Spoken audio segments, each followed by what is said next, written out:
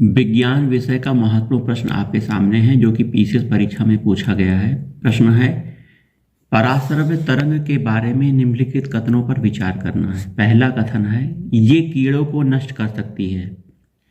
पराश्रव्य तरंगें कपड़े से धूल हटाकर उन्हें साफ कर सकती है। इनका उपयोग बीमारी के उपचार के लिए किया जा सकता है। ये ऑटोमेटिक दरवाजों को नियंत्रित कर सकती है। तो इनमें से कौन से कथन सही हैं? तो चारों कथन आपके सही हैं। डी ऑप्शन सही है। देखिए, पराश्रव्य तरंगों के बारे में थोड़ी सी जानकारी प्राप्त करिए। ध्वनि तरंगे तीन प्रकार की होती हैं। श्रव्य तरंगे जिनकी आवृत्ति 20 हर्ट्ज से 20,000 हर्ट्ज तक होती है। अपश्रव्य तरंगों की आवृत्ति 20 हर्ट्ज से कम होती है और वहीं पराश्रव्य तरंगों की आवृत्ति 20,000 हर्ट्ज से अधिक होती है तथा मनुष्य की श्रवण क्षमता से परे होती है। इसका उपयोग संकेतक के रूप में, कीड़ों को नष्ट करने में, कपड़े से धूल हटाने में, स्वचालित दरवाजों को नियंत्रित करने में, समुद्र में गहराई की माप करने में, छिपी वस्तु को खोज करने में, द्रव को गर्म करने में तथा विभिन्न चिकित्सीय अनुप्रयोग में इसका प्रयोग किया जाता है। पराश्रव्य तरंगों का प्रश्न पूछा गया है। पराश्रव्य वे ध्वनियां हैं जिनकी आवृत्ति 20,000 हर्ट्ज से अधिक होती है। ठीक है। पराश्रव्य अर्थात अल्ट्रासोनिक शब्द उस ध्वनि के लिए प्रयुक्त किया जाता है जिसकी आवृत्ति इतनी अधिक होती है कि वह मनुष्य के कानों को सुनाई नहीं देती। साधारणतः मानव श्रवण शक्ति की परास 20 से लेकर 20,000 कंपन प्रति सेकंड होती है।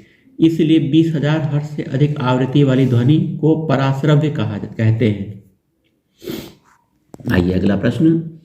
एक जैव पद्धति जिसमें पराश्रव्य ध्वनि का उपयोग किया जाता है।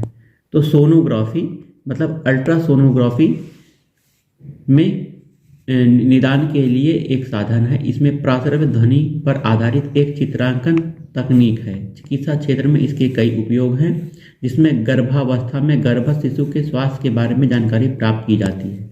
तो ए ऑप्शन सही है। सोनोग्राफी में पराश्रव्य ध्वनि का उपयोग किया जाता है। ठीक है।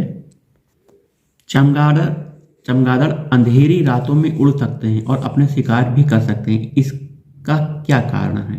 तो वे पराश्रव्य तरंगे निकालते हैं, उन्हीं के द्वारा वो निर्देशित भी होते हैं। चमगादड़ों में पराश्रव्य तरंगे निकालने की क्षमता होती है। चमगादड़ उड़ते समय पराश्रव्य ध्वनि तरंगे उत्पन्न करते हैं। ये ध्वनि तरंगे रडार द्वारा प्रक्षेपित प्रकाश तरंगों की भांति मार्ग की रुकावट से टकराने के बाद उद्गम स्रोत तक लौट आती हैं। फलतः चमगादड़ अपनी संवेदनशील इंद्रियों से संभावित रुकावट की दिशा और दूरी का अनुमान लगा लेते हैं। आइए अगला प्रश्न है, निम्नलिखित कथनों पर विचार करना है। पहला कथन है, हृदय अपश्रव्य आवृत्ति पर कंपन करता है। ध्वनि की गति गैस में, द्रव और ठोस की तुलना में अधिक होती है। मैक की संख्या ध्वनि की गति वर्णित करने के लिए प्रयोग किया जाता है। पराश्रव्य ध्वनि की आवृत्ति 20,000 हर्ट्ज से अधिक होती है। तो डी ऑप्शन सही है। हृदय देखिए अपश्रव्य आवृत्ति पर कंपन करता है, तो ये भी ऑप्शन सही है आपका। ध्वनि की गति गैस में, द्रव में, ठोस की तुलना में अधिक होती है। तो गैस में नहीं होती, ठोस में ज़्यादा होती है। ये गलत है कथन, दूसरा कथन गलत है। मैक संख्या ध्वनि की गति वर्णित करने के लिए प्रयोग किया जाता है। तो बिल्कुल सही, मैक संख्या का प्रयोग। डी सी ऑप्शन सही है आपका। आइए, हृदय अपश्रव्य आवृत्ति पर कंपन करता है जिसे सुनने के लिए स्टेथोस्कोप का प्रयोग किया जाता है। अपश्रव्य आवृत्ति, ठीक है। अपश्रव्य आवृत्ति की जो तरंगे होती हैं उनकी आवृत्ति 20 हर्ट्ज से कम होती है। 20 हर्ट्ज से उन्हें अपश्रव्य बोलते हैं। ठीक है। ध्वनि की गति ठोस में सर्वाधिक होती है। मैक संख्या सामान्यतः किसी पिंड की गति को वर्णित करने में प्रयुक्त किया जाता है जब वह पिंड ध्वनि की गति या उससे अधिक गति से विचरण कर रहा है। पराश्रव्य की ध्वनि की आवृत्ति 20,000 हर्ट्ज से अधिक होती है। आइए अगला प्रश्न। पराध्वनिक जेट की उड़ान के कारण क्या होता है? तो ओजोन लेयर में बाधा। जो पराध्वनिक जेट की उड़ान के कारण ओजोन लेयर को नुकसान होता है। जो विमान अग्रभाग से वायु को खींचकर पीछे भाग से दहन कक्ष में ईंधन को जलाकर पीछे वाष्प गैस की तीव्र धारा प्रवाहित करते हैं, अत्यंत तीव्र गति से आगे बढ़ते हैं, जेट विमान कहलाते हैं। जो जेट विमान ध्वनि से भी तीव्र गति से उड़ान भरते हैं उन्हें सुपरसोनिक जेट विमान कहते हैं। समताप मंडल में वायु विरल दबाव कम होता है, वायु विरल होती है और दबाव कम होता है समताप मंडल में। इस कारण से यहाँ जेट विमान सरलता से तीव्र गति से उड़ते हैं। सुपरसोनिक जेट विमानों के ईंधन दहन से निकलने वाले नाइट्रोजन के ऑक्साइड समताप मंडल के ओजोन परत को नुकसान पहुंचाते हैं। ठीक है। डेसिबल किसे मापने के लिए प्रयोग किया जाता है? तो वातावरण में ध्वनि की तीव्रता मापने के लिए डेसिबल का प्रयोग किया जाता है। ठीक है। प्रश्न है, निम्नलिखित में से किसकी लंबाई सबसे अधिक होती है? इंफ्रारेड, एक्स किरण, दृष्टिगोचर प्रकाश और रेडियो तरंगे। तो किसकी लंबाई सबसे अधिक होती है? तो रेडियो तरंगों की लंबाई सबसे अधिक होती है। आइए, विद्युत चुंबकीय स्पेक्ट्रम में शामिल विभिन्न विकिरणों के तरंग दैर्ध्य के संदर्भ में अवरोही माने घटते क्रम इस प्रकार है। तो सबसे ज़्यादा रेडियो तरंगे, माइक्रोवेव, अवरक्त विकिरण, दृश्य प्रकाश, पराबैंगनी प्रकाश, एक्स किरण और गामा किरण। गामा किरण की तरंग दैर्ध्य सबसे कम होती है, सबसे ज़्यादा तरंग दैर्ध्य रेडियो तरंगों की होती है।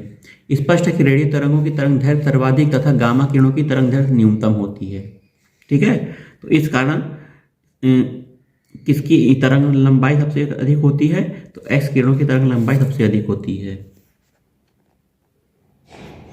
एक टीवी सेट को चलाने के लिए निम्नलिखित में से किस एक का टीवी रिमोट नियंत्रण इकाई द्वारा प्रयोग किया जाता है? तो रेडियो तरंगों का प्रयोग किया जाता है टीवी सेट को चलाने के लिए।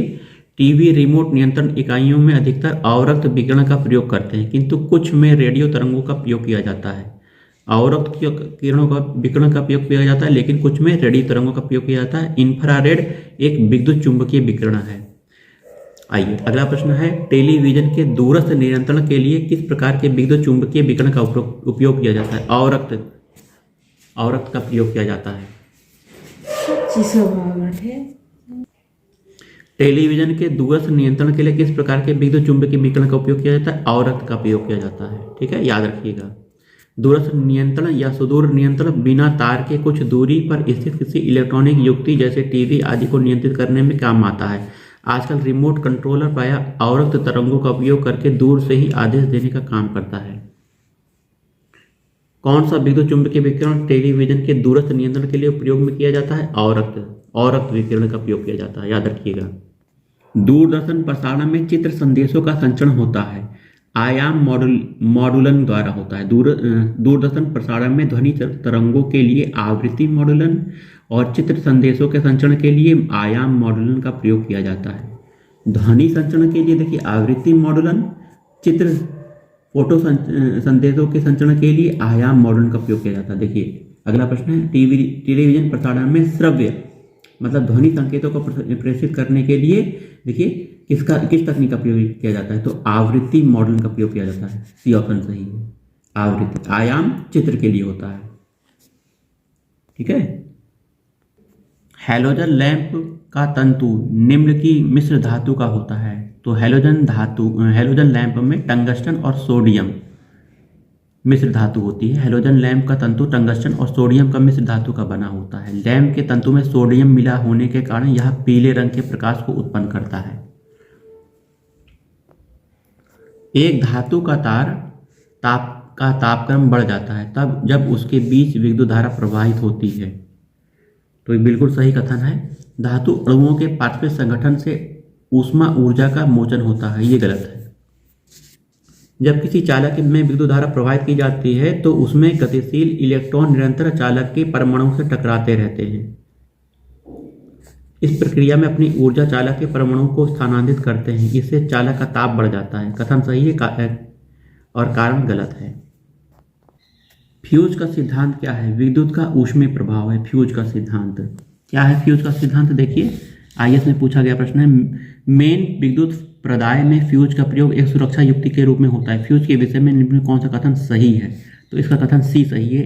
इसका गलनांक निम्न होना चाहिए। क्यों होना चाहिए? क्योंकि फ्यूज तार निम्न गलनांक वाले धातु का बना होता है, जिसके कारण अधिक विद्युत धारा प्रवाहित होने पर यह गर्म होकर पिघल जाता है। इलेक्ट्रिक सामानों की सुरक्षा की दृष्टि से यह उपाय उपयोगी है। यह विद्युत का ऊष्मीय प्रभाव है।